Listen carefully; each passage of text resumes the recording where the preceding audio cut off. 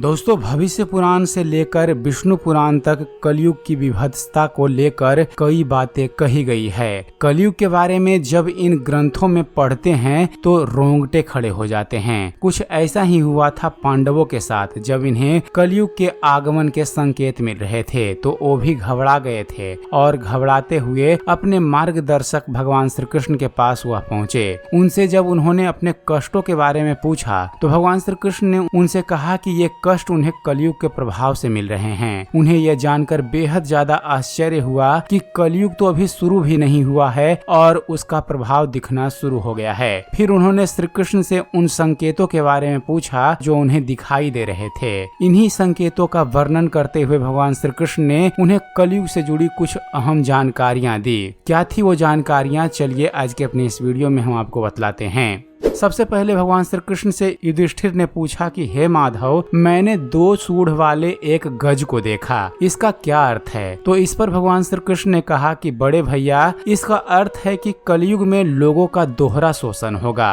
वहाँ ऐसे लोग होंगे जो बोलेंगे कुछ एवं करेंगे कुछ और। ऐसे ही लोगों का राज भी होगा।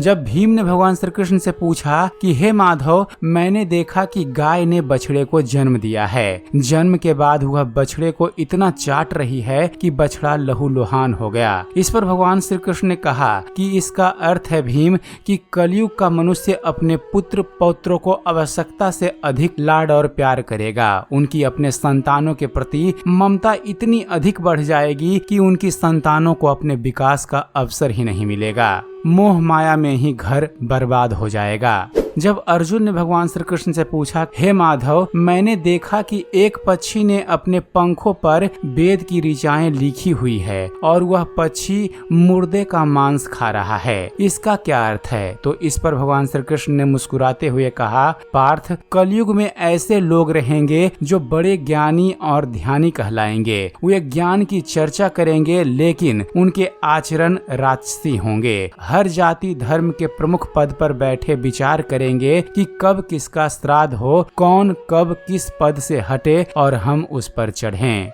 जब नकुल ने भगवान श्री कृष्ण से सवाल किया कि मैंने देखा कि एक पहाड़ के ऊपर से एक बड़ी सी शिला लुढ़कती हुई आती है और विशालकाय वृक्ष और लताओं से टकराकर उनको नीचे गिराते हुए आगे बढ़ जाती है। विशालकाय वृक्ष और शिलाएं भी उसे रोक न सके, लेकिन अंत में एक अत्यंत छोटे पौधे के स्पर्श होते ही वह शिला स्थिर हो गई। इस पर भगवान श्री कृष्ण ने कहा कि कलयुग में मानव का मन पतित होकर इस शिला की भांति ही नीचे लुढ़केगा। यह पतित जीवन धन की शिलाओं से नहीं रुकेगा, ना ही सत्ता के वृक्षों से रुकेगा, लेकिन हरि नाम के एक छोटे से पौधे से मनुष्य का जीवन का पतन होना रुक जाएगा। अतः कलयुग में हरि नाम ही मोक्ष का एकमात्र होगा। सहदेव ने भगवान श्री कृष्ण से कहा कि हे माधव, मैंने देखा कि 6-7 कुएं हैं और आसपास के कुओं में पानी है, किंतु बीच का कुआं खाली है। बीच का कुआं गहरा है फिर भी पानी नहीं है, ऐसा कैसे हो सकता है और इसका क्या अर्थ है?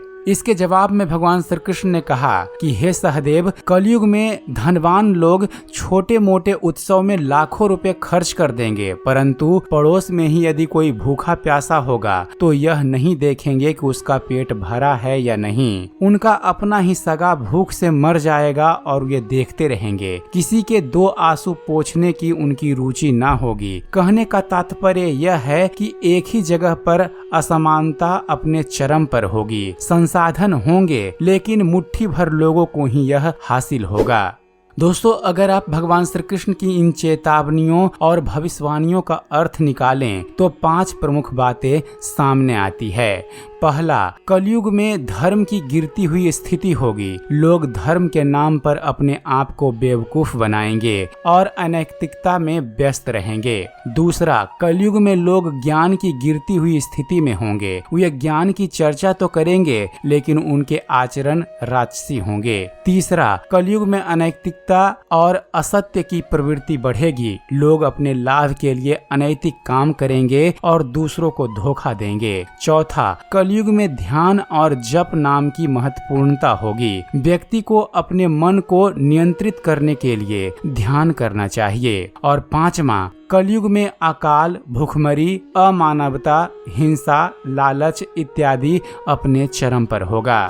तो दोस्तों यह थी भगवान श्री कृष्ण द्वारा बताई गई 5 ऐसी भविष्यवाणियां जो कलयुग में साक्षात आज के समय में होते दिख रहा है। तो उम्मीद करते हैं फ्रेंड्स आप सभी को हमारा ये वीडियो पसंद आया होगा। वीडियो पसंद आया हो तो वीडियो को लाइक और शेयर करना मत भूलिएगा और ऐसे ही ज्ञानवर्धक वीडियो देखते रहने के लिए आप हमारे इस चैनल ज्ञान मंथन को सब्सक्राइब जरूर कीजिएगा। आप हमारे चैनल को सब्सक्राइब कीजिए और देखते रहिए, जानते रहिए। धन्यवाद। जय हिंद।